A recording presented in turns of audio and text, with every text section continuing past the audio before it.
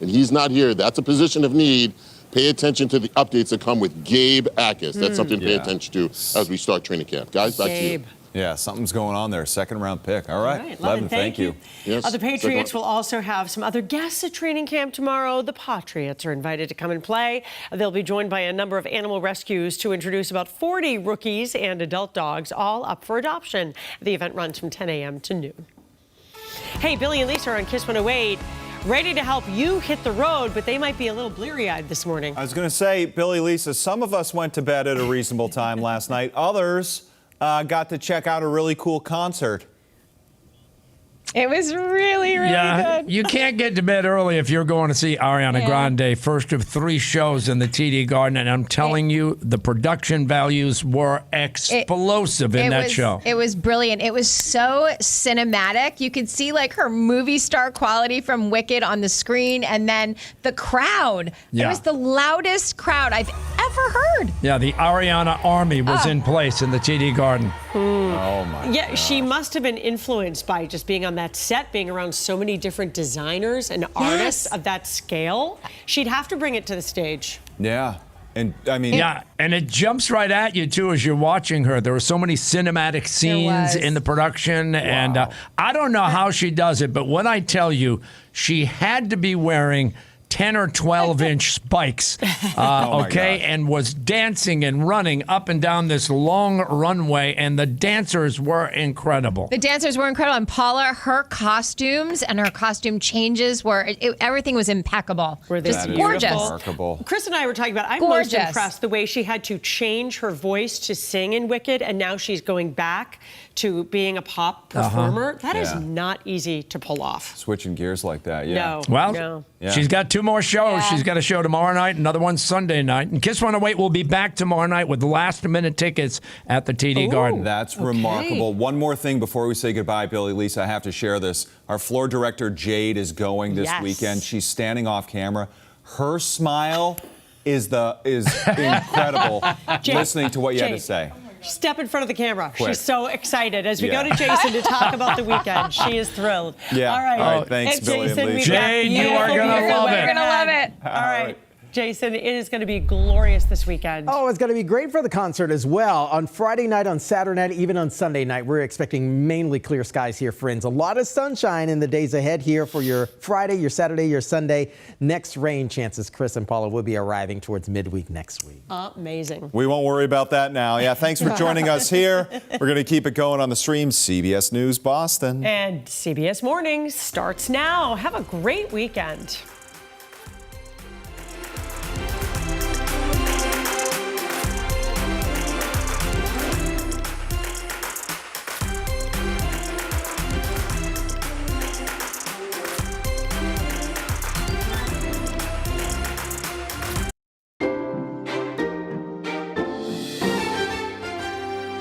Now, streaming on CBS News Boston. This is WBZ News Mornings.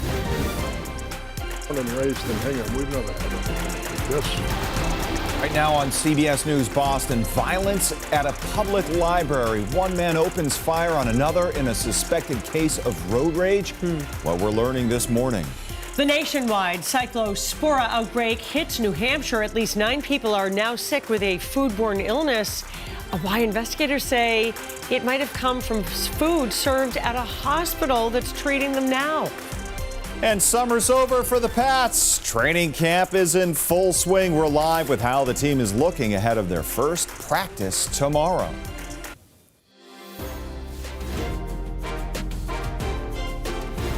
A Friday morning, full sunshine on the Salt and Pepper Bridge, and makes you want to get out and get on a boat, get on the water. Good morning. Thanks for joining us. Friday, July 24th. I'm Paula Eben. And I'm Chris Tanaka. Going to be a great weekend to do just that. Jason Michael is here with a first check of your next weather forecast.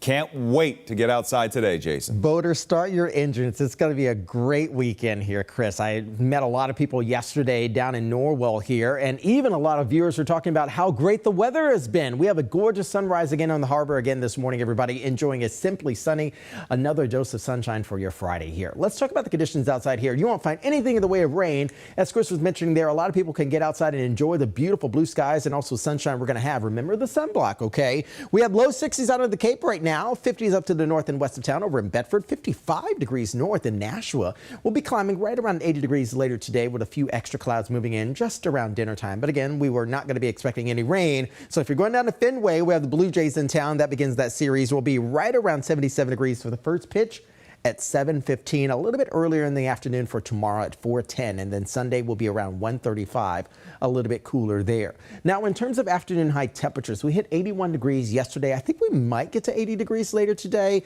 but we're actually going to have a bit of a light sea breeze coming on shore. So from Gloucester all the way down through the Cape there, we actually could have more of the 70s rather. Your CBS Morning News starts right now.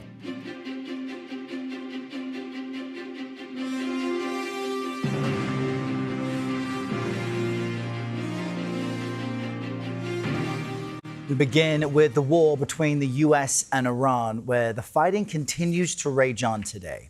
Overnight, U.S. forces carried out their 13th straight night of strikes on Iran. They targeted command centers, drone storage facilities, and other Iranian military targets. Tehran has retaliated, saying it launched military attacks on U.S. military facilities in Bahrain, Kuwait, and Jordan. There are also reports this morning of explosions near a military base hosting U.S. forces in northern Iraq.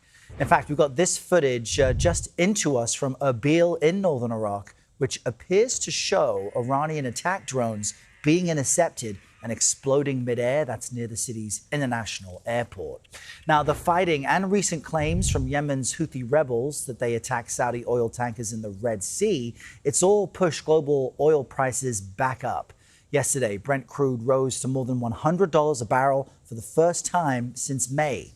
And speaking to Axios yesterday, President Trump threatened to further escalate the conflict, warning he is considering ordering an attack on Iran that is, quote, bigger than ever before. Let's bring in CBS News politics reporter Catherine Watson in our Washington bureau for the latest on all of this. Good morning, Catherine. Tell us about these concerns over the pace at which U.S. interceptor, I understand, and precision-guided weapons are being used. Good morning, Errol. Yeah, sources have told CBS News there's real tension in the Trump administration about the rapid pace at which the U.S. is using up some of its most advanced air defense interceptors and precision-guided weapons. And U.S. officials told CBS News the U.S. simply can't sustain the rate of expending munitions that it has in Iran.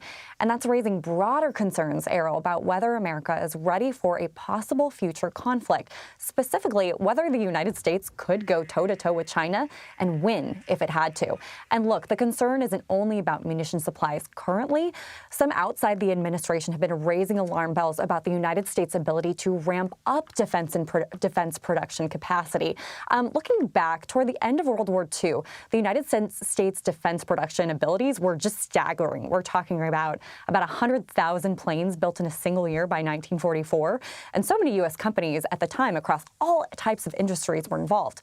Fast forward to today, and just a handful of companies are really part of the core defense industrial complex, and it takes a while to ramp up production. That isn't something the U.S. has had to do at a large scale in a really long time. If you look at the war in Ukraine, when Russia launched that war, many experts expected it to be over in a matter of weeks or months, if not days. But the Ukrainians were really creative and resourceful in their ability to acquire and produce weapons really quickly. They adapted, and in their ability to carry out drone warfare. So it's not only the United States' supply of weapons that's a concern, but also its ability to ramp up production when it needs to. Yeah, it's really interesting and important point when it comes to how a nation continues to fight a war. Katie, there's also been confusion lately around war casualties. Figures reported on the Pentagon's casualties website hadn't matched the running tally. What's happening there? Yeah, this is something the New York Times first reported. On Wednesday, the Pentagon's website said a total of 18 American service members had been killed during the war in Iran. But by yesterday, the Pentagon said 14 Americans had been killed in the war. Sources told the Times those 4 service members died after the ceasefire was declared. And the Pentagon's acting press secretary said those changes were due to temporary data disruptions that will be fixed. But as of a little bit earlier this morning, it had yet to be fixed. Another thing to mention, earlier this week, my colleagues reported that dozens of American service members have been injured in these multiple Iranian airstrikes on bases in the Middle East in the last week. So the full toll is even beyond the death count. Errol? All right, Catherine, in Washington, kicking off our hour. Katie, thank you. President Trump said yesterday the U.S.-Saudi civilian nuclear deal will now depend on Saudi Arabia signing onto the Abraham Accords. That's the Middle East peace agreement that normalizes relations between Israel and Arab nations. Well, the president's demand came after the U.S. and Saudi Arabia signed the deal Wednesday. It's not clear if this requirement is listed in that agreement. White House Press Secretary Caroline Leavitt discussed this at yesterday's briefing. This agreement is still being worked out. Well, it will eventually, hopefully, be finalized with the condition that the president spoke about this morning. But this agreement in particular, as it's been discussed thus far, does give priority access for American companies in the Saudi nuclear energy program. All right, CBS News correspondent Michael George is here with a deeper look at the Abraham Accords. Michael, good morning. Tell us more about what this is about. Errol, good morning. All right, let's break this down. So before the 2020 Abraham Accords, Egypt and Jordan were the only Arab nations to formally have diplomatic relations with the state of Israel. Bahrain and the UAE signed the Abraham Accords in September 2020, and Morocco signed a few months later in December. Sudan and Kazakhstan have also committed, but they haven't fully normalized relations yet with Israel. Now, in the years since signing the agreement, the UAE, Bahrain, and Morocco have collaborated with Israel on security matters, including publicly announced joint military exercises, along with sharing defense and intelligence resources. And there's also been growing economic cooperation, especially between the UAE and Israel. The total cumulative trade between the UAE and Israel reached over $14 billion between September 2020 and March of this year, according to the UAE's Ministry of Foreign Affairs. Errol? Before this agreement, what was Saudi Arabia's attitude toward the Abraham Accords? Yeah, that's an important thing to talk about. So Saudi Arabia stated multiple times that it would not normalize relations with Israel without it committing to a path to Palestinian statehood. Now, last February, the Saudi Arabian Foreign Ministry reiterated it, quote, will not establish diplomatic relations with Israel without that. Now, Israel's Prime Minister Benjamin Netanyahu vowed last September and again last November that there would not be a separate Palestinian state. Saudi Arabia so far hasn't commented since President Trump said yesterday that the nuclear deal depends on the kingdom joining the Abraham Accords. Very interesting there. Michael, thank you. The Trump administration has imposed new tariffs on goods from dozens of U.S. trading partners it accuses of failing to crack down on forced labor. Now, most of the trading partners are facing 12.5% tariffs, including Vietnam and China, but a lower 10% rate applies to 17 nations that have some prohibitions on forced labor, including the UK, Canada, and Mexico. They're being issued under a law that allows tariffs in response to unfair trading practices if the government conducts an investigation, which U.S. Trade Representative Jamieson Greer's office wrapped up this week. Nancy Cordes will have more on this and the notable timing of the move by the Trump administration later this hour, so stay close for that. All right, the city of Madison, Wisconsin, it is in turmoil after police shot and killed Corey Ruiz, a 38-year-old, following a struggle with 4 officers earlier this week. Protests have broken out over footage of the shooting, and yesterday, demonstrators interrupted the police chief as he was briefing the press. CBS News' Jared Hill has been following this story for us and has more. Good morning, Jared. What is happening in Madison?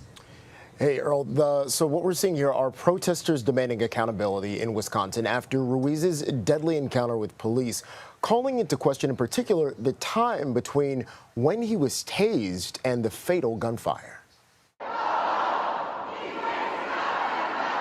Overnight, protesters marched through Madison, Wisconsin, hours after a vigil for 38-year-old Corey Ruiz, the man shot and killed by a Madison police officer Wednesday afternoon. Trust in this department is not something any of us can assume. Earlier in the day, as the police chief called for patience in the investigation, protesters interrupted. We don't want to hear anything you've been saying. You're going to say the same thing you all say every time a black body gets shot down in this city. Police say they were responding to reports that a man was checking parked cars when Ruiz fled on a bike.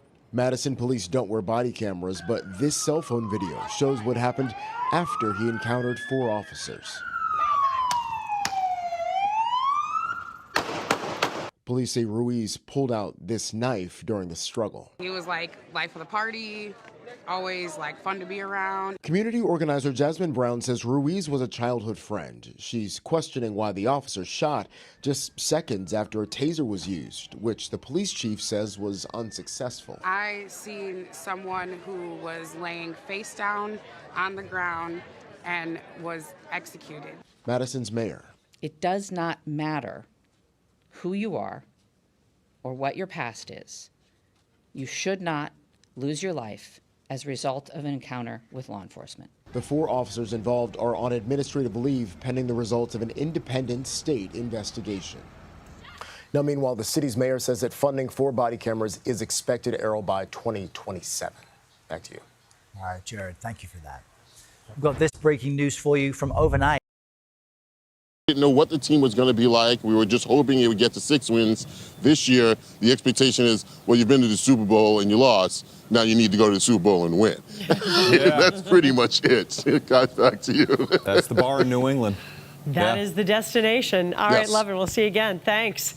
Just had this morning on CBS News Boston that Starbucks inside South Station is back open for business this morning after multiple health inspections sparked by a viral video of pests among the product.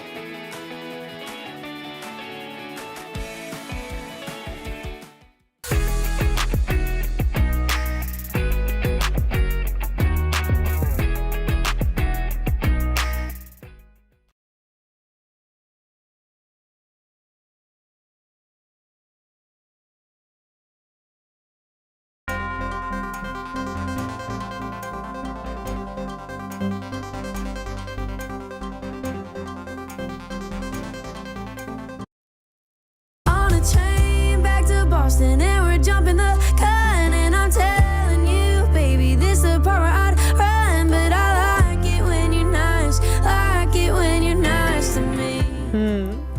Stella left with Boston, and boy, is that the iconic bridge on the Charles River. Thinking about getting on one of those boats would be so pleasant today, Jason. We've got no humidity, 70s, sunshine. This weekend couldn't be more perfect to wrap up last weekend of July. Oh my gosh, it's going to be great here. I think Stella dropped that song, Paula, a couple weeks or so ago. I think it actually premiered on Kiss 108. Nice. Let's talk about the conditions outside. Welcome to your Friday, everybody. It is absolutely gorgeous, as Paula's mentioning there. The Salt and Pepper Ridge, nothing spicy about the forecast, at least for today. We have 66 degrees outside as of right now, 50s and 60s wrapping around the city. We'll be right around 80 degrees later today with a sensational amount of sunshine for you all to enjoy. And you know what else you can enjoy? A lovely game of baseball at Fenway later today. First pitch is going to be around 7:15, so mark your time there. 4:10 for tomorrow, and even earlier in the afternoon comes Sunday. You can see every single day we'll have a lot of sunshine hanging overhead. So Mother Nature is taking a bit of hiatus. No weather woes for us here. So we are going to be expecting a sea breeze later today. We hit 81 degrees at Logan Airport yesterday afternoon. I think we're likely going to toggle right around 80 degrees. Remember yesterday morning I said plus or minus 1 or 2 degrees on either side of 80 degrees? That's exactly basically what we had. So we're actually going to deal with that yet again today. Boaters, start your engines. It's going to be a gorgeous Friday morning here.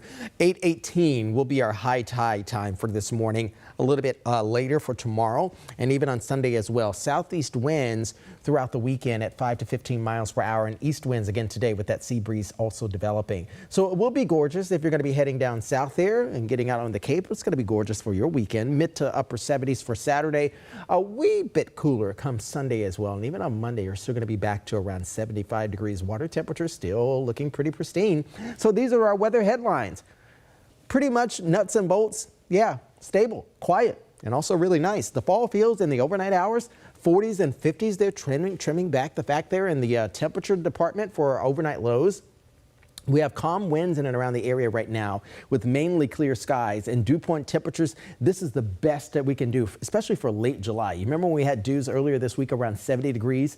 Even on Wednesday morning, it was extremely muggy as we were awaiting that cold front. Now temperatures are slowly beginning to pop again as we move towards midday later today. And I think they'll likely pop pretty quickly because, again, we are dry outside. I've been telling you the past couple days or so, water is slow to heat up and also cool down. With little moisture in the atmosphere, temperatures are expected to spike really quickly for today. Again, 81 degrees recorded yesterday at Logan Airport. We will be right around that again later today. Again, the Cape and Islands forecast will be absolutely pristine.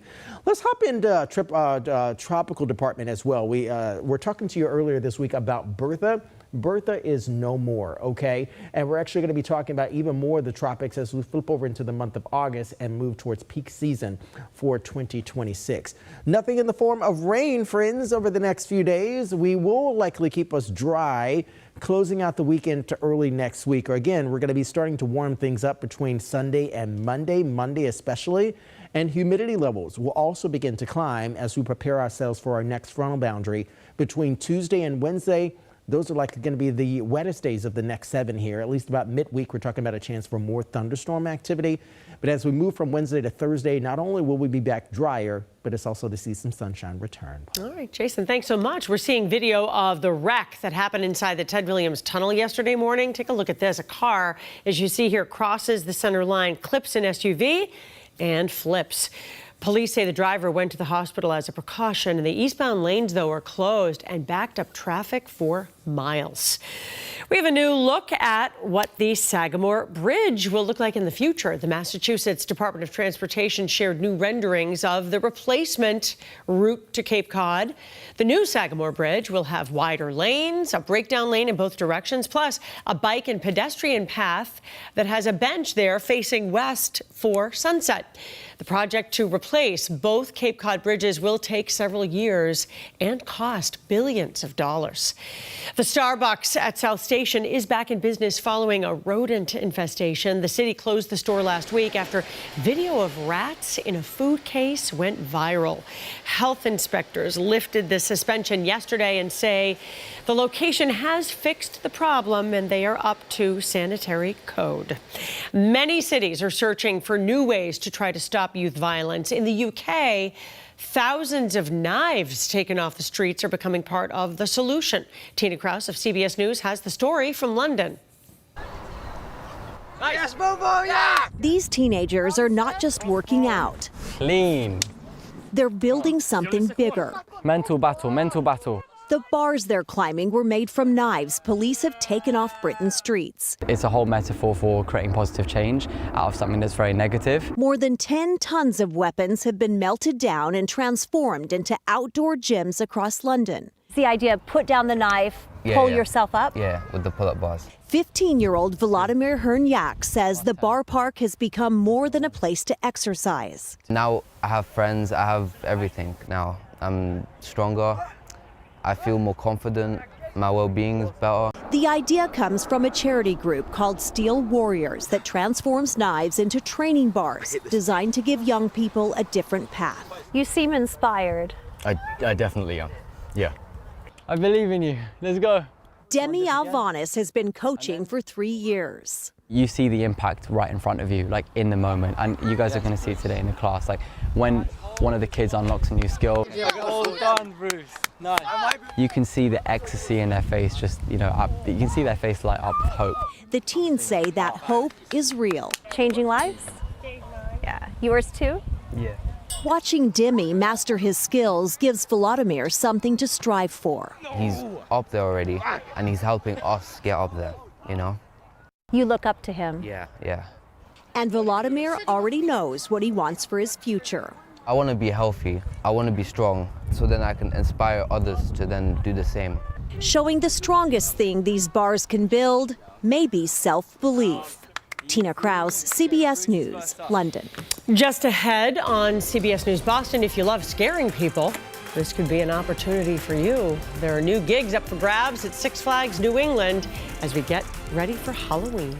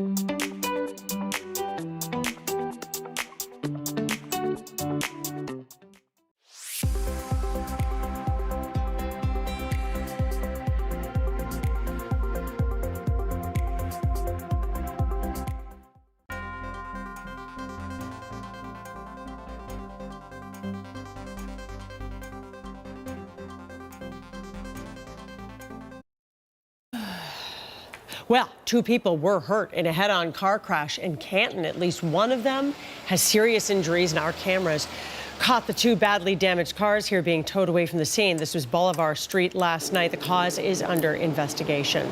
The World Cup's come and gone, but it's time for the World Pup.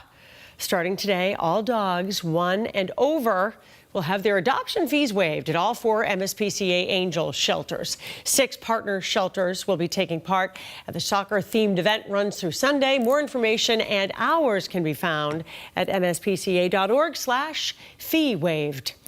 Halloween is months away. We don't want to think about it yet, but Six Flags in Agawam already has to think about looking for zombies, ghouls, and monsters, so they're hoping to hire 250 people as scare actors, makeup artists, and more. They are asking all aspiring scare actors to come and be prepared to show off monstrous walks, screams, and laughs. The hiring fair starts a week from today. Amazon Prime members will get more with their subscription. The streaming giant's adding video games to their offerings. Prime members with a Fire TV stick can access video games and use a controller or a phone to play through Amazon Luna. No additional cost to download or purchase the games. Coming up next, keeping kids active this summer while creating a greater Boston, the free swimming lessons being offered to kids in a local community.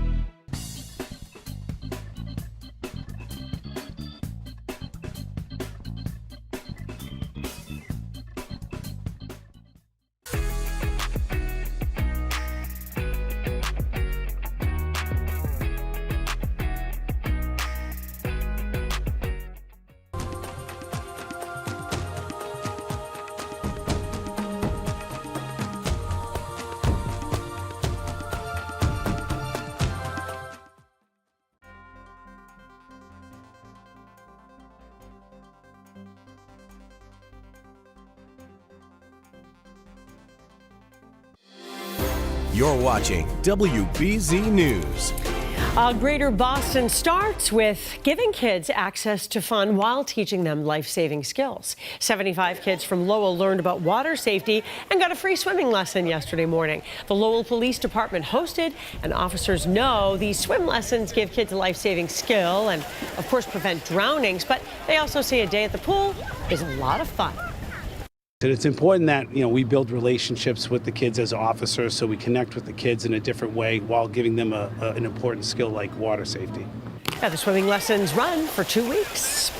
A South Carolina zoo had to close for the day when a leopard briefly escaped its exhibit. This was at the Greenville Zoo. Arena here just wandered around the grounds before workers tranquilized her. Officials say the public was not in danger and no other big cats got loose. And the zoo blamed the incident on human error and say they have changed procedures now to make sure that doesn't happen again. Still to come in our next half hour, an update on an I-Team investigation. The new charges in the case of a couple who say their land was stolen and sold to someone else. CBS News Boston is now streaming live on our YouTube channel every morning from 7 to 10 a.m. So if you're watching us streaming on YouTube, please like and subscribe to our channel, CBS News Boston.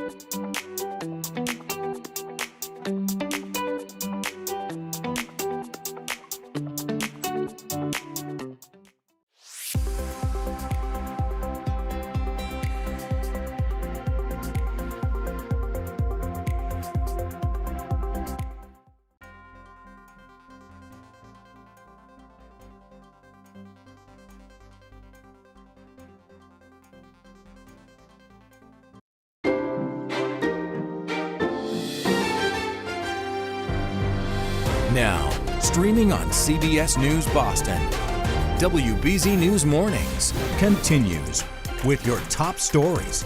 President Trump threatening Iran with more strikes, but this time he says he's considering launching an even bigger attack.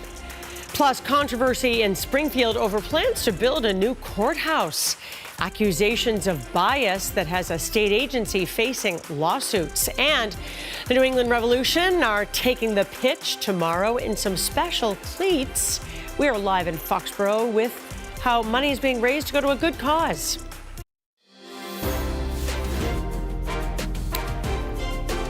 Welcome back on this Friday. I'm Paula Eben. After 13 straight nights of strikes on Iran, the president says he's considering launching an even larger attack. Some national security officials are concerned about how fast the U.S. is using up its most advanced weapons. Jared Hill is in New York to explain. For a 13th straight night, a new round of U.S. strikes on Iran. Cell phone video caught the moment blasts erupted in Bandar Abbas, a port city on Iran's southern coast. President Trump told Axios he's close to making a decision on what he called a massive attack, bigger than ever before.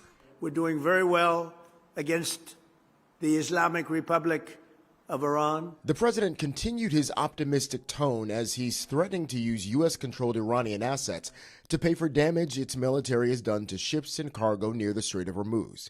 In response, Iran's foreign minister warned, quote, once governments normalize confiscation, no one's assets are safe. Ensuing chaos will not be pretty or peaceful. President Trump is also warning there will be major military punishment for Iran and Houthi fighters in Yemen if there are more attacks in the Red Sea. The Iran-backed group claimed responsibility for an attack on 2 tankers carrying Saudi oil this week. Now apparently have gotten themselves suckered into this, going after Saudi Arabia and their ships. Renewed fighting comes as U.S. military and intelligence officials tell CBS News there are growing concerns over how quickly the U.S. is using up its most advanced air defense interceptors and precision-guided weapons on the conflict. Wednesday, the House passed a non-binding resolution to rein in the president's war powers on Iran. I think that this is a message that of both the depravity and wrongheadedness of going into Iran. A similar measure failed in the Senate. Jared Hill, CBS News.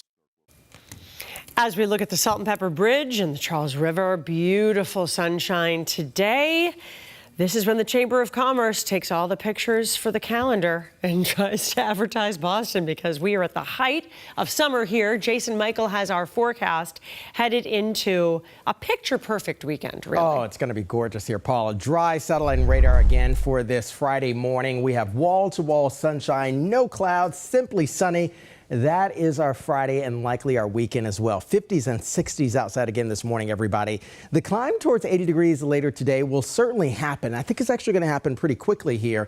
Even around 10 a.m., we're actually going to be in the upper 70s and likely to hang out there at least to about 7 p.m. later this evening because we're actually not going to have a whole lot of humidity to work with as well. So temperatures will likely be hoisted right around the upper 70s there around 7:15 and 4:10 and even 1:35 when you're looking ahead to the Blue Jays series there with the Red Sox at Fenway. So again, a pristine afternoon going to be expected. We're likely going to have some warming conditions once you get north and also west of 95, north and also south of the Mass Pike, right around 82 to perhaps 85 degrees over there. But the islands will also be in the upper 70s, where a lot of boaters actually going to be as well. Right along the coastline here, you can expect high tides to be roughly around 8:18 this morning, 9:15 for Saturday and on Sunday. And look at the winds. They're going to be fairly light, a little bit busy at times, but again, keeping the waters less choppy like they were earlier in the week.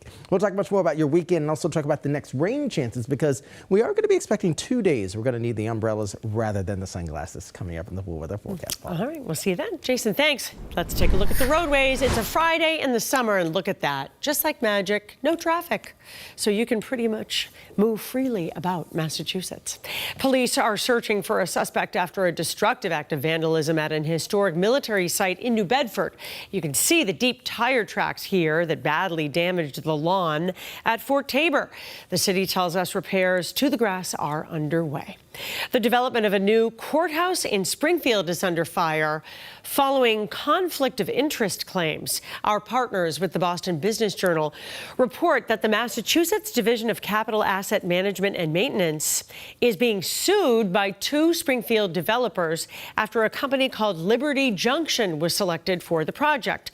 Critics argue the pick was unfair because the husband of Congresswoman Ayanna Pressley, along with John Barros, the executive director of the Massachusetts Convention Center Authority, are both on the team. The agency says Liberty Junction simply offered the best value to taxpayers and that it could save the state about $600,000 per month. The life and ongoing legacy of one of the NBA's biggest stars will be on display in Springfield today. The Naismith Basketball Hall of Fame is unveiling a new exhibit, Stephen Curry Beyond the Arc. This is an immersive, interactive experience, the first time the Hall's created an exhibit for an active NBA player. It will include several artifacts and highlights Curry's journey from college to this upcoming season. A Greater Boston starts with giving back to the community, and the New England Revolution are partnering with an artist from Maine and a local important foundation to auction off specialty cleats for a great cause. Levitt is back now live in Foxborough with all the details. We've been saying this morning the timing after the World Cup couldn't be better, but these are works of art, these cleats.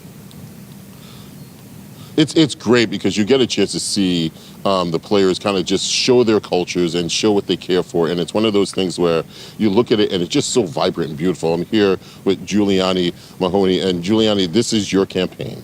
How great was it for you to start this campaign, give the name of it for people out there, and then to see what the Eamon White has done with the cleats? Yeah, the New England Revolution has the One Region, Many Roots campaign where we celebrate the fans, our players' diversity, backgrounds, the heritage where they're from, and our New England roots as well, the place that we call home. So we're very excited to launch this initiative where the players will be rocking out these custom cleats representing where they're from, places that they call home, and with elements that remind them of their roots. Tomorrow, when they get on the pitch, they'll be taking on Atlanta United, and you'll get a chance to see this. What do you think, just for people who can watch from the stands and even from town, what's going to be the look? What's going to be the feel when they see these bright cleats go out there? Yeah, they're very, very colorful. So we're very excited to showcase this element. And when they see it, the players are so proud to represent where they're from. So we partnered with a local artist, Eamon White, that hand painted all of these cleats. They met with the players, and the players showed all the references to them and shared all the details that they want on the cleats. So you have cleats from Argentina that showcases Ecuador, showcases Nigeria. So all the colors are going to be out on the field tomorrow. I got to say, we're here with Keith Mahoney from the Boston Foundation, and you guys do such a great job of kind of bridging the gap between making sure the community gets what they need. The auctions are out. The money's going to go to a great spot. This is such a great collaboration that you have. It really is. It really highlights the generosity of partners all over Greater Boston, like the Revolution, and it highlights the diversity of our community and the richness of it. And to be able to tie, sport and fun and cultural diversity with philanthropy and improving lives is really special. It's a great opportunity. How great is it that you get a chance to see the athletes make sure that they care? And they show everyone that they care so much for the community, that they also, I want to give you a piece of my culture, but I want to make sure it gets back to the people who deserve it as well. Yeah, it really shows, the wholeness of athletes as people and as citizens, and what a wonderful community we have. And to be able to spotlight it, through your programming, through the Revolution, and through philanthropy is really special. How great was it for you, Giuliani, to see when you talk to the athletes to say, hey, do you want to do this? And they all just jumped in and said yes. It was very easy for them. When they learn about the program, they're very excited to jump in, and it's very excited for us with the New England Revolution to show how global the team is and how they care about where they're from and how they care about New England as well, which is the place that they call home now. There are so many players that are local as well. They want to showcase their pride, and it's very exciting for us that it means a lot for them to be part of this community too. I will tell you what, there's a wow factor when you bring out the cleats, guys, and Paula, it's one of those things when you see them up close and personal, they're just wow, because you know that the artist Eamon White did such a great job of getting this together. And again, this is all auctioned off. You can vote for it, put it in the auction, and it all goes to a great cause. Paula, back to you. It's the perfect combination. Love it, Levin. We'll see you in a little bit. Thank you. When we come back, a new wave of tariffs. How many countries are being targeted by the president?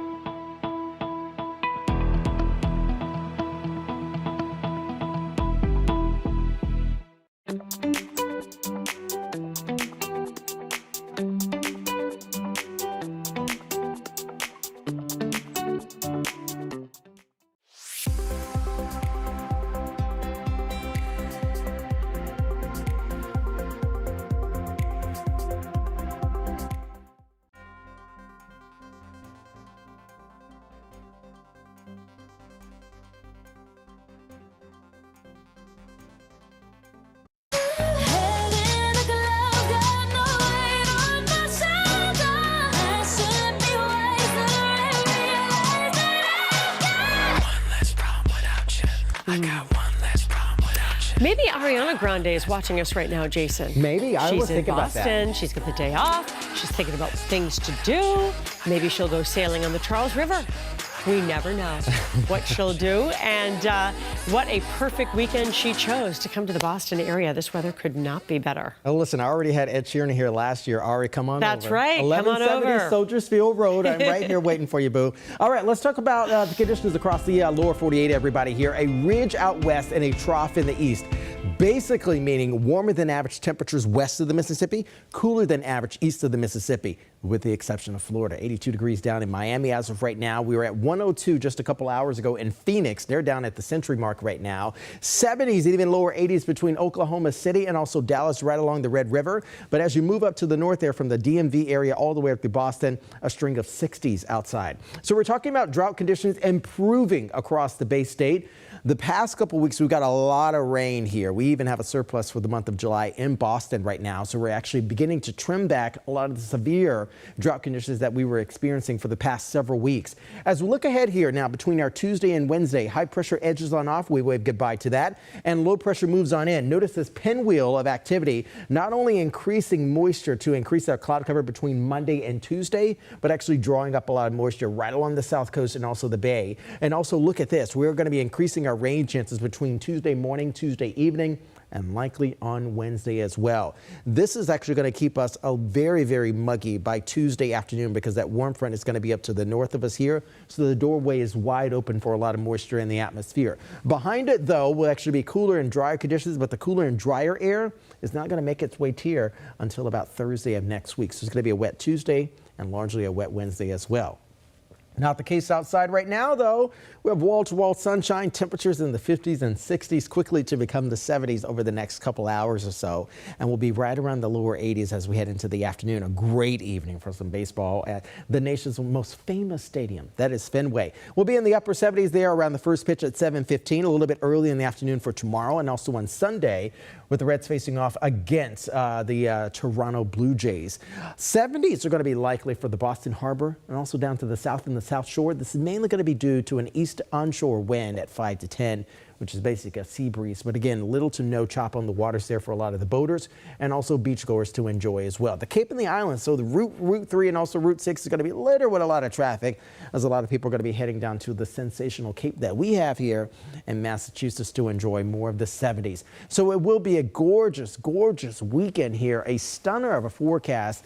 The first half of the forecast is going to be largely dry, but again, as we're going to be expecting more active weather between Monday and Tuesday of next week here, Paula, will be right around the mid to lower 80s, but it's actually going to feel even heavier than that because of the increasing humidity levels. Expecting those rain showers, rounds of it, in fact, with more thunderstorms likely as we prepare ourselves for that cold front come Wednesday, but back Thursday, we're back dry. All right, in time for another weekend. Jason, thanks. Beaches on Plum Island are back open and safe for swimming. Newburyport closed them Wednesday for the second time this month after high levels of bacteria were detected, but officials say they're back to safe levels. On this morning's Health Watch, how your finances could affect your risk of dementia and the factors that raise the chance of a heart attack. Michael George has our top health stories. Modifiable health issues are a major cause of the buildup of plaque in the coronary arteries. A Mass General Brigham study found people who have health problems that can be addressed, like smoking, high blood pressure, high cholesterol, diabetes, or obesity, have much more widespread buildup of plaque in the heart than people who don't. The more plaque a person has, the greater the likelihood they'll have a heart attack. Your brain undergoes substantial changes in midlife that affect the region critical for learning and memory. A study funded by the National Institutes of Health found that between age 50 and 75, the brain's immune cells start to decline. This finding may explain how aging contributes to neurodegenerative diseases, including dementia. And one thing that could age your brain faster, money problems. That's according to researchers at University College London. They found that people who experienced persistent struggles with money or persistent low income had worse brain health later in life. The researchers say the stresses of financial hardship likely contribute to cognitive decline and dementia, and the effects could start when a person is in their 50s. Those are some of the day's top health stories. Michael George, CBS News. The chair of the Massachusetts Democratic Party was arrested on drunk driving charges last month. Court records show Stephen Kerrigan was pulled over in Southborough for driving under the influence on June 13th. He acknowledged that the courts had enough evidence to charge him and lost his license for 45 days. He remains on probation. In a statement to WBZ, Kerrigan said he takes full responsibility for his actions. An I-team investigation into a brazen case of land theft has led to criminal charges now. It all began with the family's shocking discovery. They realized a couple's property had been sold from under them by thieves, and the unsuspecting buyers were building a house on it. Our chief investigator, Cheryl Fiandaca, has the update on a case she's been following for years. They stole our dream. They stole our property. They took a mortgage on it. They're building a house on it. In 2024, Oma and Hala Jaraki had the shock of their life, watching a house being built on the property that they owned. The couple learned that thieves sold their vacant land when they called town hall looking for their tax bill. By then, it was too late. The scammers impersonating the Jarakis sold their conquered land for much less than the $1 million it was worth, pocketing the cash. The FBI opened an investigation into the theft, and today, nearly 2 years later, 3 people are facing fraud and money laundering charges. The case involves the Jaraki stolen land and properties in 3 other states. We're very grateful that they appear to have found the perpetrators. It's been a long road. I mean, nearly 2 years now. So we're just, we're happy, we're grateful, and, we hope justice is going to be served. The Jarakis have also filed a civil lawsuit. That case is ongoing. Cheryl Fiandaca, WBZ News. A new round of tariffs issued by President Trump against dozens of countries are in effect as of this morning. They require a 10 to 12.5% tax on all items shipped to the U.S. by 60 countries, including China, India, parts of the European Union. The imports account for more than 99% of U.S. imports. Trump's previous 10% blanket tariffs expired today. He had imposed them despite the Supreme Court ruling they were unlawful earlier this year. Governor Healy responded to the latest tariffs with a statement reading in part, "Nobody can afford this. We need a president who actually cares about the #1 issue facing the American people, affordability." Well, the weekend is upon us. If you're still looking for fun activities for you and the family, WBZ's Jason Michael has this week's to-do list. Counting down the days until Christmas, Southwick Zoo in Mendon is making your holiday wishes come true by transforming into a winter wonderland for its annual Christmas in July celebration, with festive decorations, music, and games, plus visits from Santa and even the Grinch. Stop by anytime through Sunday. If you're still soaking in the summer sun, spend the evening outside getting some culture on Boston Common. The Commonwealth Shakespeare Company is going comedic with its adaptation of Midsummer Night's Dream. Performances are each night at 8 and free to attend. Just bring a blanket or a beach chair. Bottles of wine are optional. And on Sunday, put on your most elegant outfit and head to Boylston for the Petals and Promenade Regency Ball at the New England Botanic Garden at Tower Hill. The 18-plus evening features a string quartet, the finest refreshments, and Regency-era dance lessons, and of course, a gorgeous garden setting. I'm Jason Michael, and that's this week's to-do list. After the break, we're getting a look at some of the Patriots stopping by Pat's training camp. What to know if you want to adopt a pet?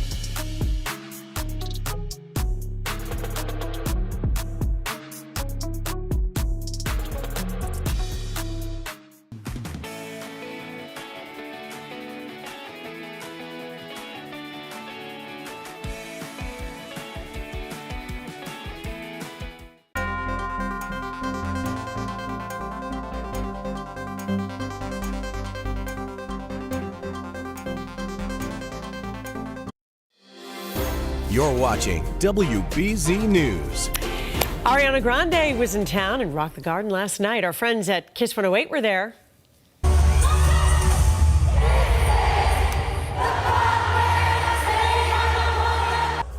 Such an iconic tune.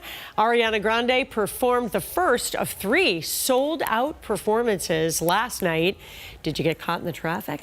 She has tonight off. She'll have 2 more shows at the Garden on Saturday and Sunday night, so traffic might be a little bit easier getting to the Garden for those concerts. The Patriots are going to have some guests at training camp tomorrow. The Patriots are invited to come and play. They'll be joined by a number of animal rescues to introduce about 40 rookies and adult dogs, all up for adoption, and that event runs from 10 a.m. to noon. I'm Paula Evan. You're watching CBS News Boston. We'll be back right after the break. First, here's a look at what's coming up at 8 o'clock. Patriots veterans report for duty today as training camp begins. We have what you need to know if you want to see the team in action.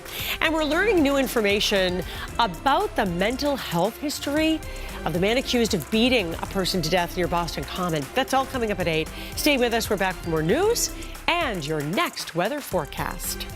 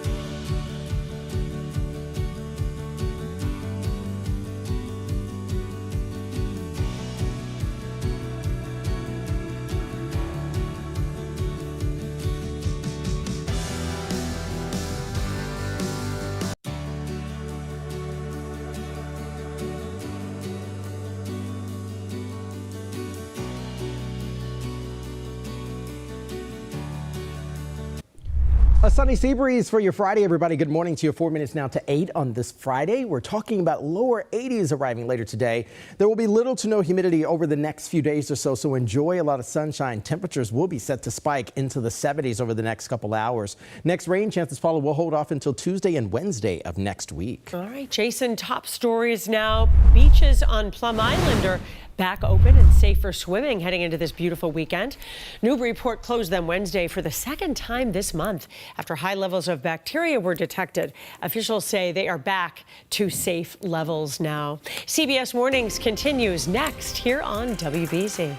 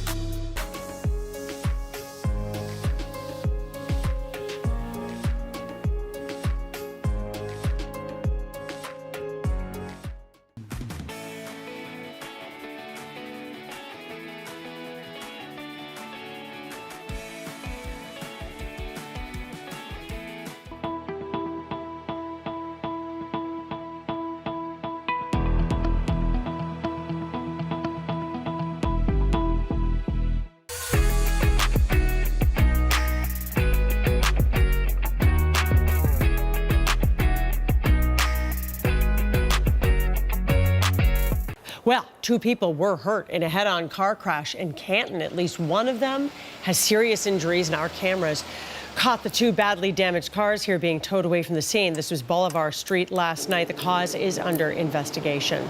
The World Cup's come and gone, but it's time for the World Pup.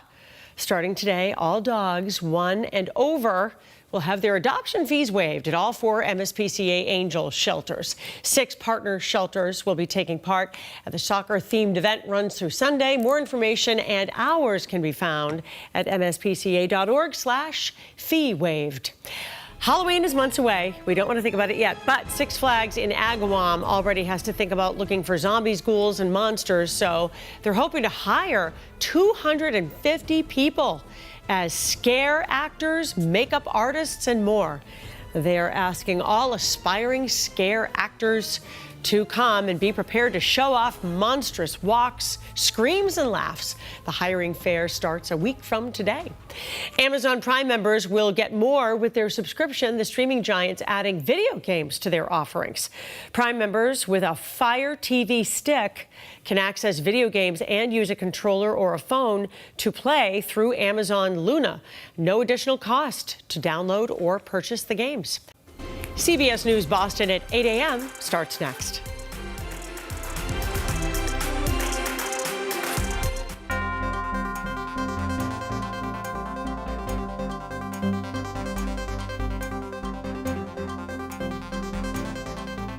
Hang on, we've never had anything like this. Right now on CBS News Boston, a neighborhood rattled after a road rage incident led to gunshots outside a library. Cases of cyclosporiasis at a local hospital, what we know about those infected, and a new outbreak being investigated by the CDC. And Patriots veterans report for duty today as training camp begins. What you need to know if you want to see the team in action.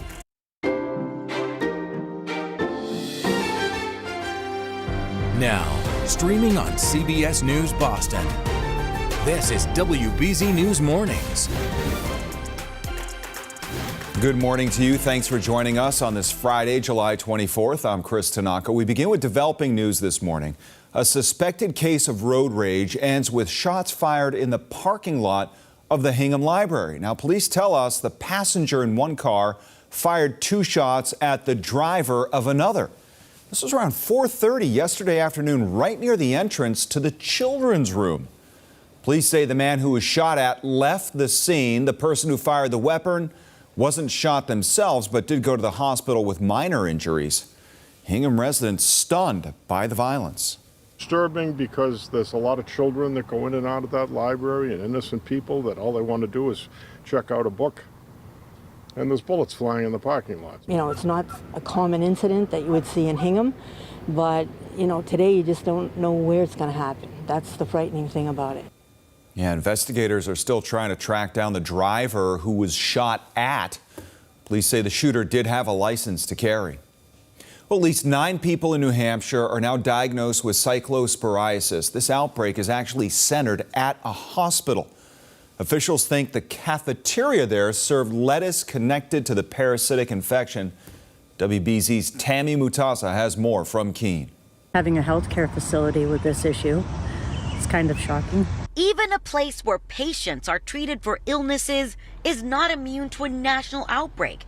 At least 9 people were infected with cyclospora at Cheshire Medical Center after eating since recalled lettuce from the cafeteria salad bar. State health officials say it's a very uncomfortable and unfortunate illness for somebody to get. It can lead to, very prominent, profuse, watery diarrhea. Those symptoms can last for days to weeks. Hospital visitor Shelley says she was in the cafeteria just last week. That's a horrifying thought. And though it's not, deadly, you never know what's going to happen with any type of contamination like that or parasitic infections. And it is scary. Hospital officials say 16 people were exposed to the diarrhea-causing parasite, 6 outpatients and 10 workers. And so far, no one staying at the hospital has been infected. Officials say Cheshire has pulled all recalled items, and out of an abundance of caution, all salad bar options have been temporarily removed until such time that we are confident in the safety of our patients and community. Dr. Ben Chen, the state epidemiologist and infectious diseases doctor, says in the last 10 years, on average, 5 people were diagnosed with cyclospora each year in New Hampshire. But now, with numbers going up, testing and quick treatment are important for quick recovery. These are products that have been distributed to many different businesses and organizations nationwide and in New Hampshire. And so likely this is only like probably the tip of the iceberg, so to speak. I'm hopeful that it's not going to turn into a big thing here in Keene. Health officials say anyone who ate lettuce at Cheshire Medical Center from June through this Monday and then got sick should call their doctor and get tested. In Keene, New Hampshire, Tammy Mutasa, WBZ News. And there are thousands of suspected cyclospora cases across the country. The FDA says lettuce likely is not the cause of all of them. It's collecting evidence of a completely separate outbreak linked to an unknown product at this time. Buckle your seatbelts. We have a lot of sunshine arriving for us later today here, friends. It's already begun here, and we're actually going to be forward flanking to a lot more of this upper 70s and lower 80s already at 71 degrees. So we are ahead of Raleigh and also D.C. at this hour, even Philadelphia. 10 degrees warmer than Cleveland at this hour. Wall-to-wall sunshine across the Bay State with little humidity levels, everybody. We're talking about temperatures earlier this morning. We're down into the upper 50s and even right around 51 degrees down in Norwood. They are fastly approaching the mid 60s, and look at this, Worcester almost at 70 degrees. What's helping the temperatures to climb today will be little to no humidity. Water is slower to warm and also cool, so with drier conditions outside, everything is just going to be spiking. It is likely Boston could actually hit 75 degrees even by 9 a.m. this morning. Even around 8 a.m. we're expecting temperatures to be roughly around that lower 80s as well. Even as we move into the afternoon, everybody, Fenway, we can definitely expect a lot of the upper 70s as well. A lot of sunshine for the game today, tomorrow, and even on Sunday with the Blue Jays in town. Now, you also notice here, yes, we have a drier atmosphere outside. There's also going to be an easterly onshore breeze at 5 to 10. It's going to be likely keeping the shoreline communities inside 93 and also Route 3 and Route 6 there. A little bit cooler there, but inland areas could actually pop to around 84 to 85 degrees. So boaters, start your engines. It's going to be a sensational weekend to get the boat in the water. And beachgoers, also remember this as well. Sunshine, sunblock. Okay, don't forget that. We'll talk much more about your weekend and also the next rain chance that's coming up.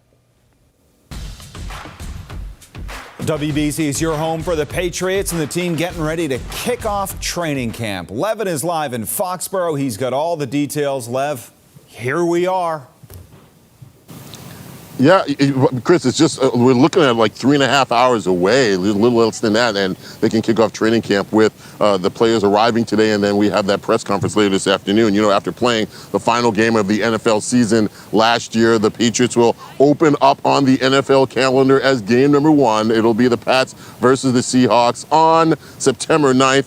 By the way, that's a Wednesday, and it's about 6 weeks away, so it's time to get to work, and welcome to NFL training camp. The veterans are scheduled to arrive today, but the rookies reported on Wednesday, and Patriots quarterback Drake May, well, he was right there in the mix, getting ready to get at it. Now, there will be a ton of storylines as the Pats start training camp, and the status of in contract of cornerback Christian Gonzalez, well, that is going to be number 1. And what about the offensive line, their growth? They're going to have to find out. ESPN reporter Mike Reese, though, says Drake May seems like he's entering this season and he's got some ideas, and he thinks that's something to pay attention to. I think Drake realizes he's got something sort of potentially special here if they can put the work in and get it going. And I thought, Nick, I don't know if you agree, he looked relaxed. He looked totally in command, and he looked fired. He sounded and looked fired up to get this thing going, almost like with a little chip on his shoulder based on the way last season ended.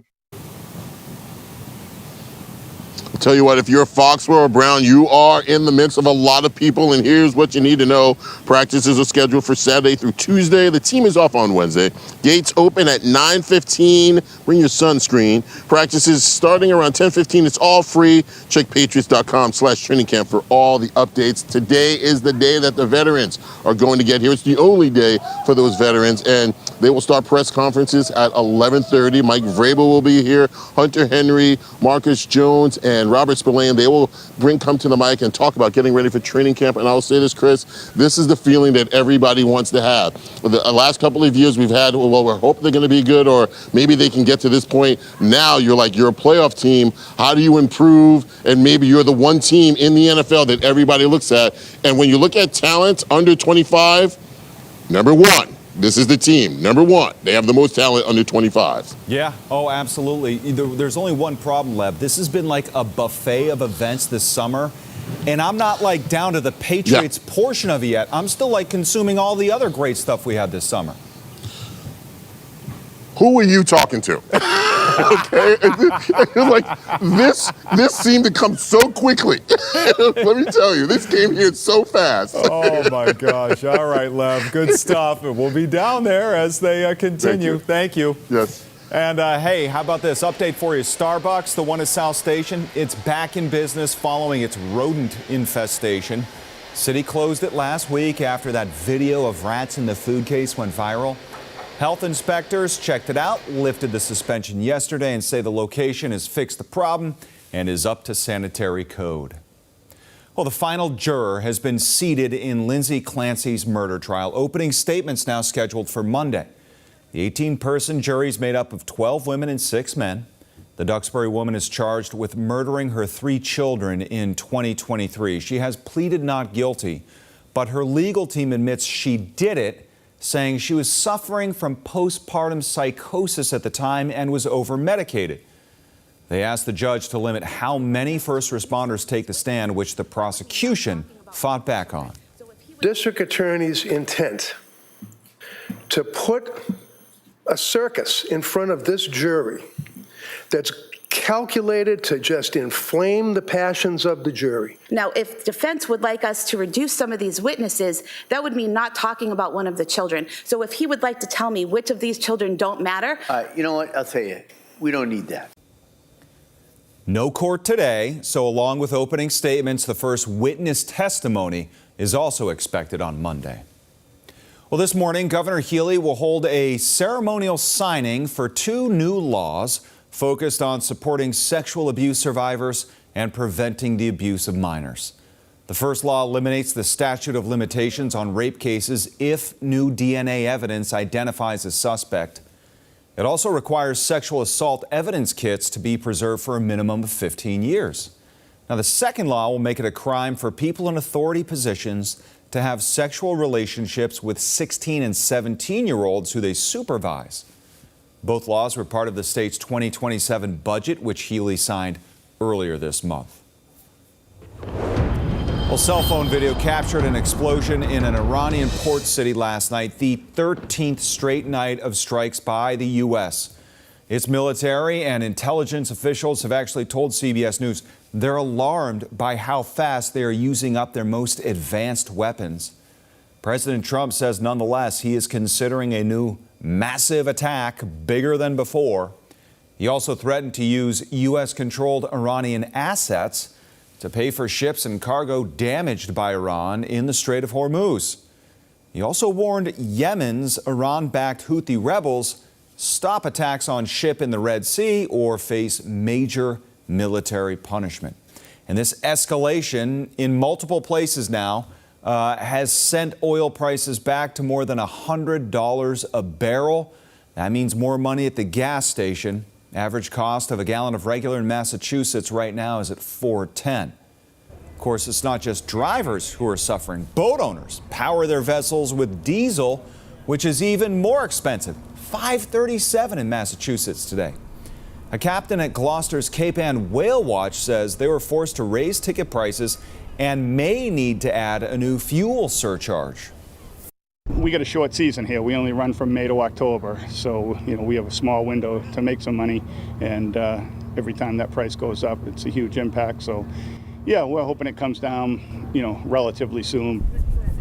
Yeah, the captain says one silver lining for his business is that they have seen an uptick in customers this whale watching season.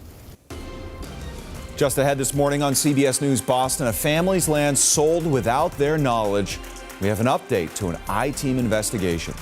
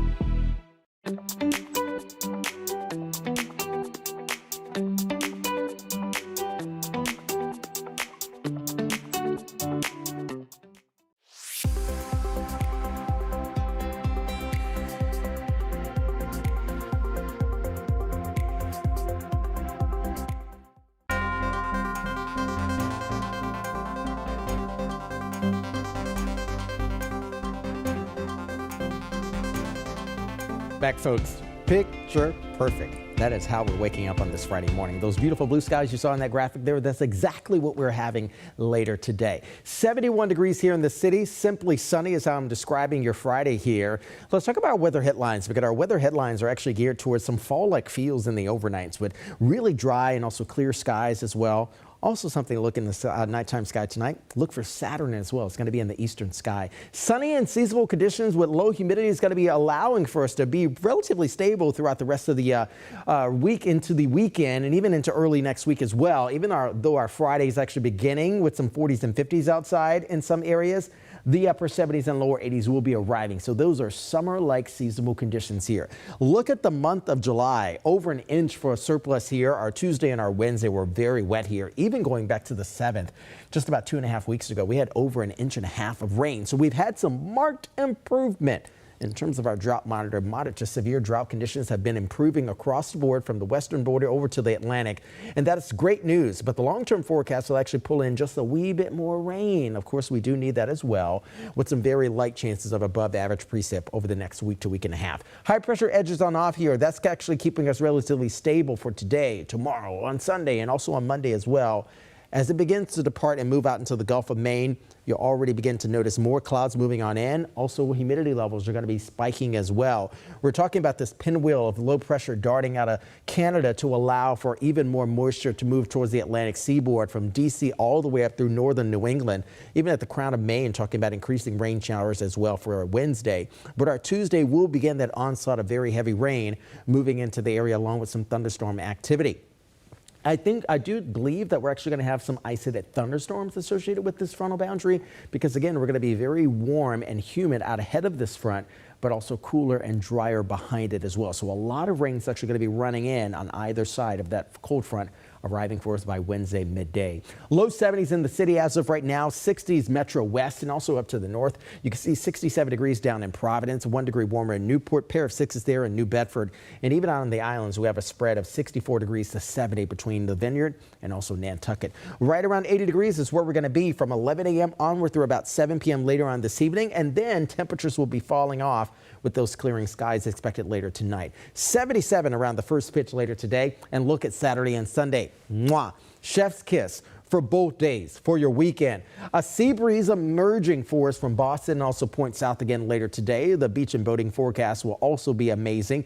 If you're going to be up north there, maybe Marblehead. If you're going to be down to the Cape and the Islands, so it's going to be gorgeous down there as well. Speaking of the Cape, here we go. I have something to show you there. We'll be around 76 degrees for your Saturday. A little bit cooler for us on Sunday as well. The morning hours for the Cape, so it's going to be a little bit chilly there. You may need a sweater kind of tied around your neck there if you're going to be going out for a morning walk on Sunday. But Monday will be in the mid-70s with the rain showers expected again. Tuesday and Wednesday of next week, back dry at the end of the 7-day. Look at this. This is what caused the Ted Williams Tunnel eastbound to completely shut down yesterday. A car crosses the center line, clips an SUV, and winds up on its roof. Police say the driver did go to the hospital as a precaution. When those eastbound lanes were closed, traffic backed up for miles. Well, an I-team investigation into a brazen case of land theft has now led to criminal charges. This all began with a family's shocking discovery that their property had been sold from under them by thieves, and the unsuspecting buyers were building a house on it. Our chief investigator, Cheryl Fiandaca, has got an update on a case she has followed for years. They stole our dream. They stole our property. They took a mortgage on it. They're building a house on it. In 2024, Oma and Hala Jaraki had the shock of their life, watching a house being built on the property that they owned. The couple learned that thieves sold their vacant land when they called town hall looking for their tax bill. By then, it was too late. The scammers impersonating the Jarakis sold their conquered land for much less than the $1 million it was worth, pocketing the cash. The FBI opened an investigation into the theft, and today, nearly 2 years later, 3 people are facing fraud and money laundering charges. The case involves the Jaraki stolen land and properties in 3 other states. We're very grateful that they appear to have found the perpetrators. It's been a long road. I mean, nearly 2 years now. So we're just, we're happy, we're grateful, and, we hope justice is going to be served. The Jarakis have also filed a civil lawsuit. That case is ongoing. Cheryl Fiandaca, WBZ News. A new vision of the Sagamore Bridge. The Massachusetts Department of Transportation shared these new renderings of the replacement route to Cape Cod. The new Sagamore is going to have wider lanes and a breakdown lane in both directions. That's needed. There's also going to be a bike and pedestrian path with a bench facing west to the sunset. The project to replace both Cape Cod bridges will take several years and will cost billions of dollars. Hey, the World Cup has come and gone, but now it's time for the World Pup. Starting today, all dogs a year and over will have their adoption fees waived at all 4 MSPCA Angel shelters. 6 partner shelters will also take part.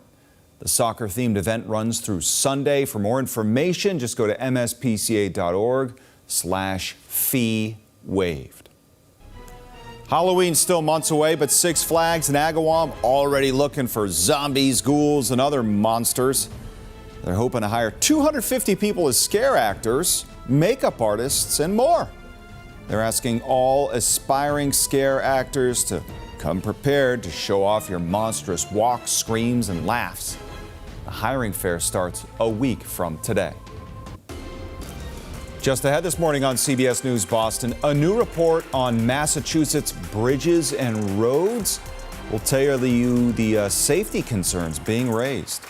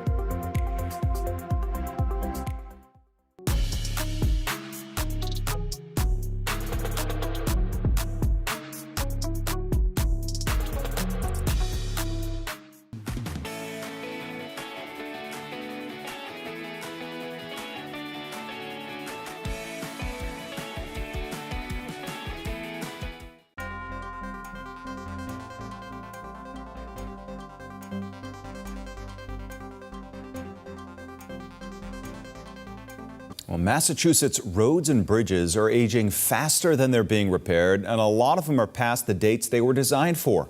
This is according to the Boston Society of Civil Engineers, who in a new report gave a D+ to the Commonwealth's infrastructure. The grades cover 7 categories, including bridges, dams, and roads. The current infrastructure is in poor condition and at risk of failure. Massachusetts maintains the oldest bridge inventory in the United States, with an average age for our bridges of 65 years. And nearly 10% of our bridges are classified as being in poor condition, which is higher than the national average of 6%. Experts say a poor condition bridge is still technically safe and claims the state does do a good job of staying on top of bridges that are at risk. The state estimates it needs to spend $1 billion a year for the next 7 years to address the maintenance backlogs. Coming up next, an NBA star making history with an exhibit at the Basketball Hall of Fame. We'll tell you how.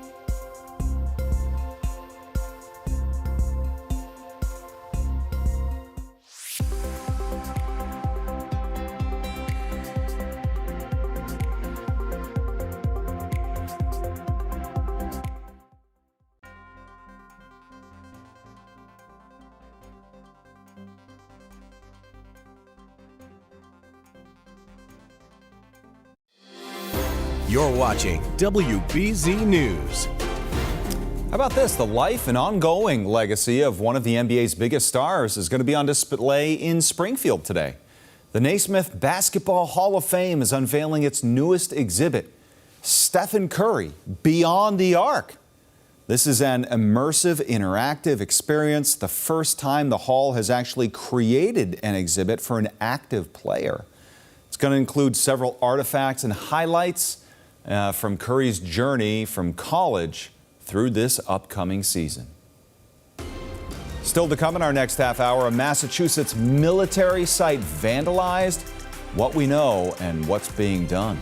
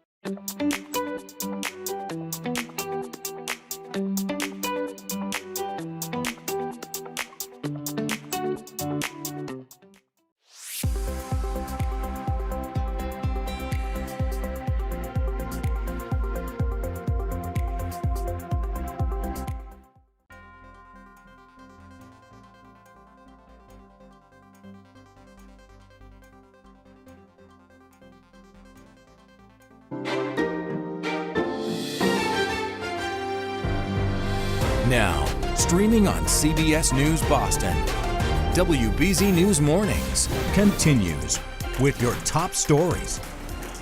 Right now on CBS News Boston, murder on a busy Boston street. New details on the man accused and what we've learned about his past crimes.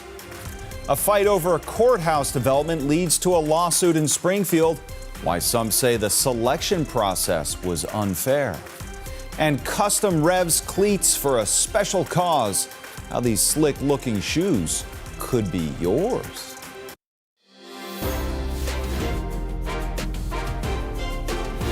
Welcome back. I'm Chris Tanaka. After 13 straight nights of strikes on Iran, President Trump says he's now considering launching an even bigger attack. Meanwhile, some national security officials are concerned about how fast the U.S. is depleting its most advanced weapons. CBS News' Jared Hill explains. For a 13th straight night, a new round of U.S. strikes on Iran. Cell phone video caught the moment blasts erupted in Bandar Abbas, a port city on Iran's southern coast. President Trump told Axios he's close to making a decision on what he called a massive attack, bigger than ever before. We're doing very well against the Islamic Republic of Iran. The president continued his optimistic tone as he's threatening to use U.S.-controlled Iranian assets to pay for damage its military has done to ships and cargo near the Strait of Hormuz. In response, Iran's foreign minister warned, quote, once governments normalize confiscation, no one's assets are safe. Ensuing chaos will not be pretty or peaceful. President Trump is also warning there will be major military punishment for Iran and Houthi fighters in Yemen if there are more attacks in the Red Sea. The Iran-backed group claimed responsibility for an attack on 2 tankers carrying Saudi oil this week. Now apparently have gotten themselves suckered into this, going after Saudi Arabia and their ships. Renewed fighting comes as U.S. military and intelligence officials tell CBS News there are growing concerns over how quickly the U.S. is using up its most advanced air defense interceptors and precision-guided weapons on the conflict. Wednesday, the House passed a non-binding resolution to rein in the president's war powers on Iran. I think that this is a message that of both the depravity and wrongheadedness of going into Iran. A similar measure failed in the Senate. Jared Hill, CBS News. Temperatures are gaining altitude. Welcome to your Friday morning, everybody. We're talking about the lower 70s already emerging in our beautiful city here. Dew point temperatures climbing as well. We're actually allowing for some calm winds outside as of right now. We're on the right side of this area of high pressure. It's going to be moving over towards the east. So our weather headlines here this morning. is to expect more of the fall-like feels in the overnights, more of the 50s, dry dew point temperatures, calm winds as well. It's going to be a starry night indeed, but in the afternoons, we're talking about sunny and seasonable conditions with relatively lower humidity. Look at areas here from Rochester all the way down to Providence here, wall-to-wall sunshine for each and every body. And it's nice to see this because, again, it's been a pretty wet week here. Earlier this week, we're actually talking about very heavy rain, some flooding concerns as well. Even last week, we had a heat advisory, rip current risks as well. But even this week, we're talking about more of those stable conditions to allow for a magnificent weekend. And this is also good news. We got a new drought monitor yesterday showing improvement, marked improvement across the Boston area between 495 and 95 in Metro West. And even down towards the South Shore of Route 3 from Quincy all the way down through Plymouth, we're back to moderate risk for drought. So we still have a drought, but again, nothing near like we were dealing with here the past couple weeks. This is also something to make note of. We are going to be expecting a slight increase in terms of rain chances. This is new information from the Climate Prediction Center down in Norman. That is showing that we're going to have slightly above average precip from Delaware all the way up through the Crown of Maine here over the next week to week and a half. We'll talk about our next rain chances, but again, rain-free weekend, so don't worry about that. We'll focus on the rain arriving for us here between Monday, Tuesday, and Wednesday of next week. Hey, we're learning more about the mental health history of the suspect charged with murder for beating a man to death near Boston Common Wednesday. He's also accused of attacking another man in Chinatown. He pleaded not guilty. At his hearing yesterday, a court psychologist said she believes Ashley Jeremy has bipolar disorder and has been off his medication. The psychologist said so far he's refused to undergo a mental health evaluation, but she did have some information about his past.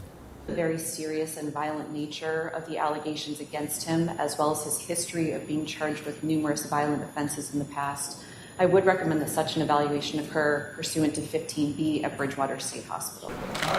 According to the Boston Globe, one of Jeremy's past arrests happened in May when he allegedly tried to bring a gun into Roxbury Municipal Court. He's going to be held at Bridgewater State Hospital until a status hearing in August.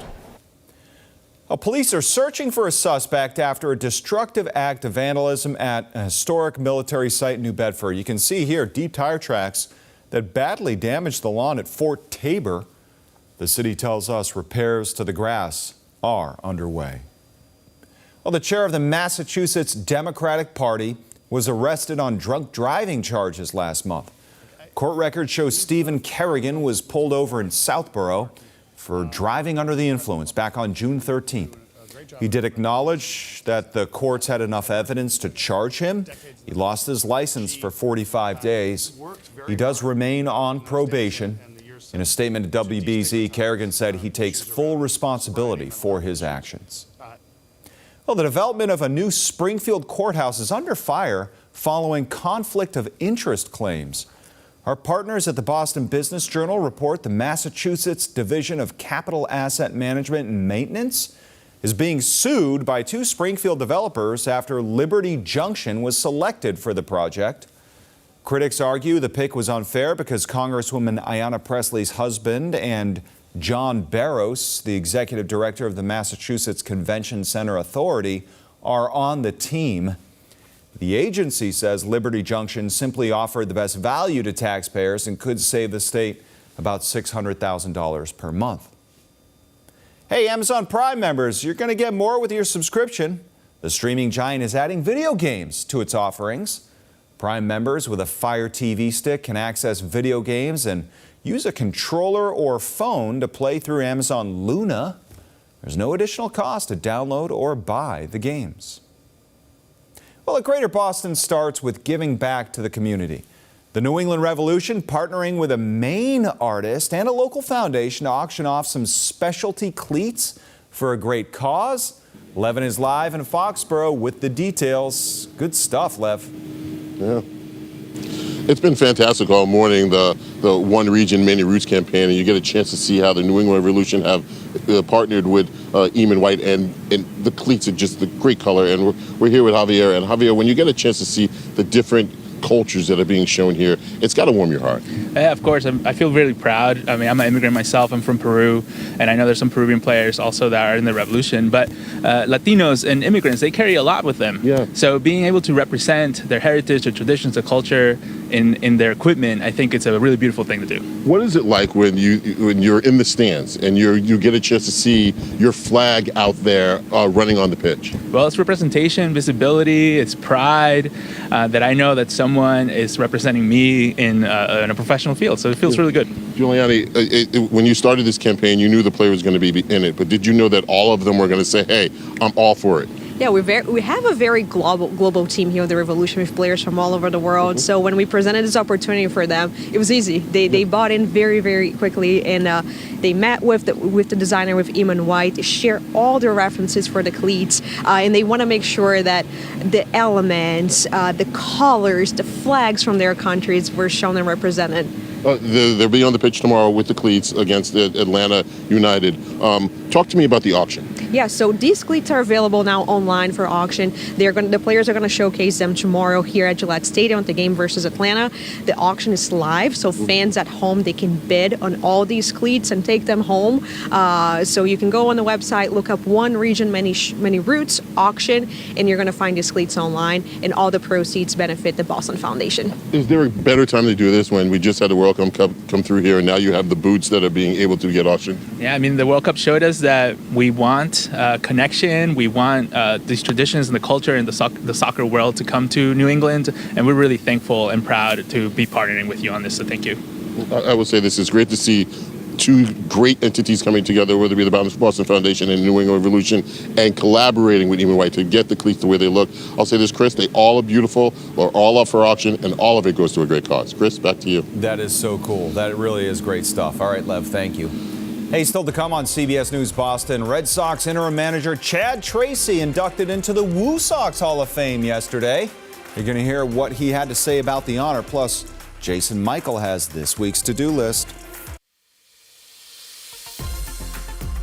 Counting down the days until Christmas, Southwick Zoo in Mendon is making your holiday wishes come true by transforming into a winter wonderland for its annual Christmas in July celebration, with festive decorations, music, and games, plus visits from Santa and even the Grinch. Stop by anytime through Sunday.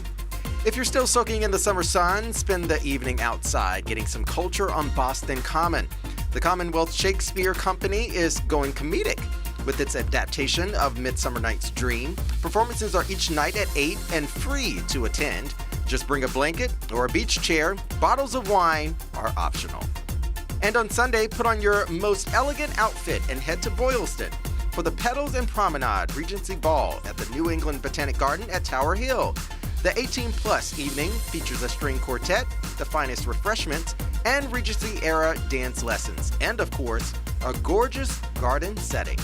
I'm Jason Michael, and that's this week's to-do list.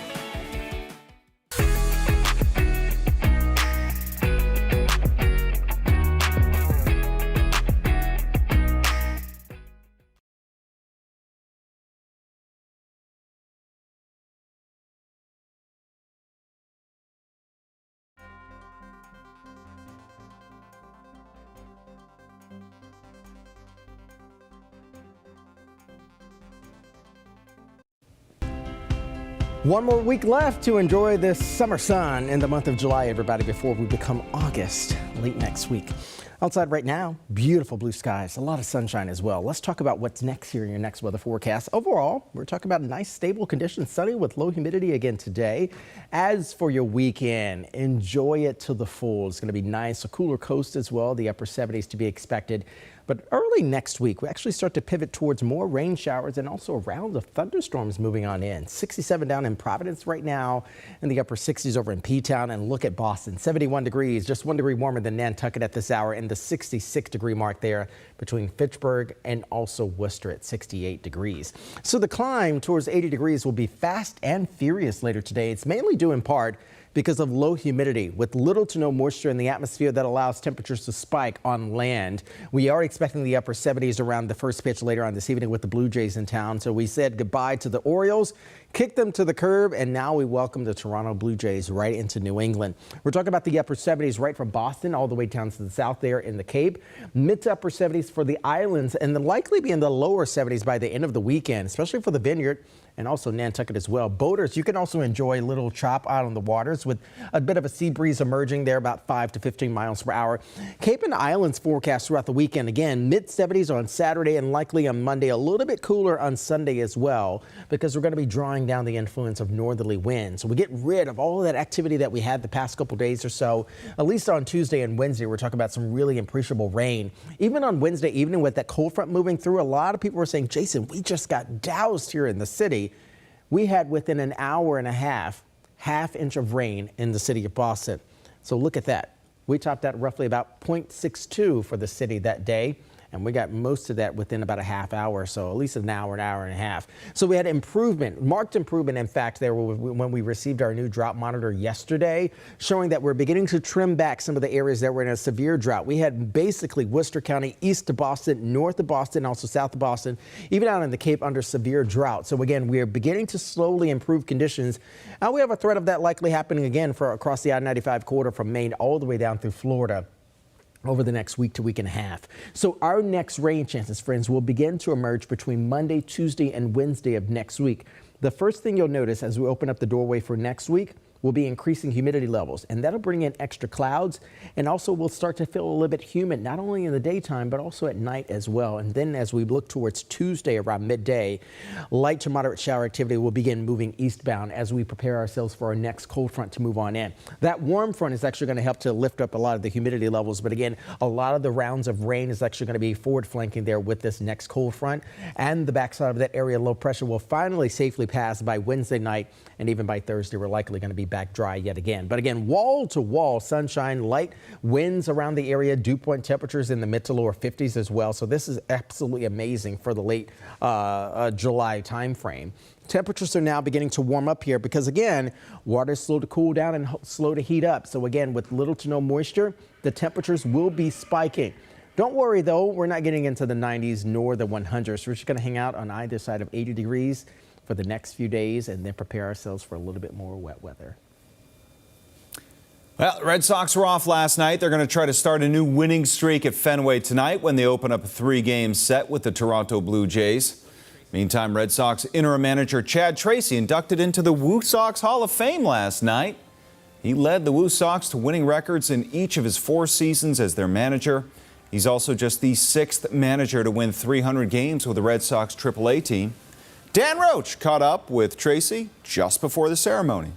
Chad, first of all, congratulations on the honor of going into the Woo Sox Hall of Fame. What does it mean to you? It means you just said it very well there. I spent parts of 5 seasons as the manager here, so it wasn't just managing the team, but this place became very important to my family, and it became a part of the fabric of who I was. So it means an awful lot to be able to be here today. All right, you get the call to come to Boston April 25th. What's it been like for you, and what was it like to go through a 15-game winning streak tying the franchise record? It's been awesome. I mean, I think the big thing was, when at least the initial part was knowing at least, you have a very good understanding of the players and who they are, and a lot of them have played for you. So that part was easy. Obviously, it took some time, but I give most of the credit to the players. To the second part of your question, the way they've gone about it, and being where we were in the season and what our record was, and they just kept fighting, and they want to win, and it's important to them, and all the credit goes to them for what we just went through. Well, and also now you look forward to getting back to work against Toronto. How important is it to make a playoff push now that you put yourself in this position? Well, that's the winning streak. Obviously, we've put ourselves, at the top of the list, like one of the, tied at the top of the list with the longest winning streak ever in the history of the franchise, which is cool. And then now the mindset needs to be, well, what that did was it puts you in playoff contention. And by contention, I mean you're holding a spot. So from now until the end of the season, the mindset needs to be around October and getting our team to October. So they understand that, and we'll be ready to go. And you get the trade deadline coming up. You also may get Garrett, Roman. You got some reinforcements coming too. Has to make you feel good as a manager. Yeah, we're in a good spot. Like we've had guys that have come up from this team. From this team that have come up and helped and got us to where we are and have helped contribute. And we're going to get people healthy. And now the deadline's coming up, so we just got to keep pushing forward. The strange thing in baseball is, the father-son combo, it's a great thing for you. Your dad, Jim, with Colorado in 2009, was able to do almost the same exact thing. Yeah. How strange is that to you, but also how cool is it to share that experience with your father? It's cool. I was old enough, obviously. I followed that very closely when it was happening. It was a special moment for our family then, and this has been cool for us to this point. But again, big picture, like we still got 2 months of the season left, and we got to continue to play good baseball. But it's been fun to share this with my family as well. I have a daughter who's the Babson head softball coach. I can't talk to her as a dad. She doesn't want to hear my advice. Yeah. Well, how much of his advice have you taken? Oh, we talk all the time. Mainly lately, it's just been him being a fan. He's a fan of the team. He's a fan of watching us play, and he's given me plenty of advice over the years from when I was this big. So, a lot of the advice has been shared. He's just enjoying the ride right now. Well, congratulations. Have fun tonight and have fun the rest of the way home. Thank you so much. Hey, also inducted into the Woo Sox Hall of Fame last night, Woo Sox president Dr. Charles Steinberg, who's celebrating his 50th year in baseball this season. The late Mark the Bird Fidrych, the 1976 AL Rookie of the Year. He was born in Worcester and a native of Northborough. And the late Gene Zabinski, he played a big part in bringing the Woo Sox to town. He and his wife Donna sent over 10,000 postcards to invite the Paw Sox to Worcester. Yesterday, the Celtics announced they signed Jordan Walsh to a contract extension. Multiple reports say it's a 3-year deal. Some say it's worth about $15 million, others say $16. The extension kicks in for the 2027-28 season. The Patriots are going to have some guests at training camp tomorrow. The Patriots are invited to come and play. They'll be joined by a number of animal rescues to introduce about 40 rookies and adult dogs who are all up for adoption. This event runs from 10 a.m. to noon. Hey, thanks for streaming CBS News Boston. I'm Chris Tanaka. Be sure to stay with CBS News Boston throughout the day for updates on breaking news and your next weather forecast.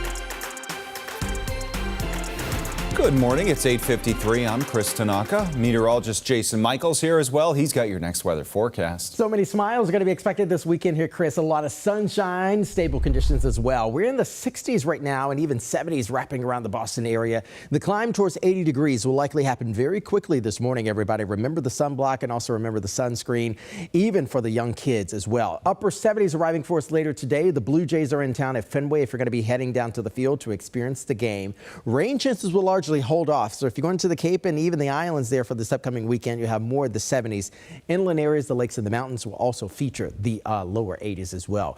As we close out the weekend and heading into early next week here, and humidity levels are going to be climbing here, Chris, along with rounds of rain and perhaps even some thunderstorms between Tuesday and Wednesday. But for the most part, we'll be back dry by Thursday. Sounds good, Jason. Checking out the tail end of the commute right now, and you can see it's been light all day, as is the case with most Fridays, especially in the summer when it's beautiful. How about 93 northbound? The expressway split to the Mass Pike, just 15 minutes. A suspected case of road rage ended with shots fired in the parking lot of the Hingham Library. Here are your top stories. Please tell us the passenger in one car fired 2 shots at the driver of another. This was around 4:30 yesterday afternoon, right near the entrance to the children's room. Police say the man who was shot at actually left the scene. They're now searching for him. The man who fired the weapon had a license to carry and was not shot, but did go to the hospital with minor injuries. At least 9 people in New Hampshire have been diagnosed with cyclosporiasis after eating lettuce from a cafeteria salad bar at the Cheshire Medical Center in Keene. The hospital says 16 people were exposed, 6 outpatients and 10 employees. Health officials say anyone who ate lettuce at the hospital from June through Monday and then got sick should call their doctor to get tested. The lettuce has since been recalled. Well, the final juror has been seated in Lindsay Clancy's murder trial. The 18-person jury is made up of 12 women and 6 men. The Duxbury woman is charged with murdering her 3 children in 2023. She has pleaded not guilty. Her legal team admits she did it, but says she was suffering from postpartum psychosis at the time and was over-medicated. There is no court today, so along with opening statements, the first witness testimony is expected to happen on Monday. Hey, a new vision of the Sagamore Bridge. Yeah, the Massachusetts Department of Transportation shared these new renderings of the replacement route to Cape Cod. The new Sagamore is going to have wider lanes and a breakdown lane in both directions. There will also be bike and pedestrian paths with a bench facing west to the sunset. The project to replace both Cape Cod bridges will take several years and cost billions of dollars. And police are searching for a suspect after a destructive act of vandalism at a historic military site in New Bedford. You can see the deep tire tracks that badly damaged the lawn at Fort Tabor. My goodness, the city did tell us that repairs to the grass are underway. And of course, the Red Sox try to start a new winning streak tonight. First pitch against the Blue Jays at the Old Ball Yard at 7:10. This has been a WBZ News Update. I'm Chris Tanaka. If you're watching us on CBS News Boston, we're back in a few minutes. Have a great day.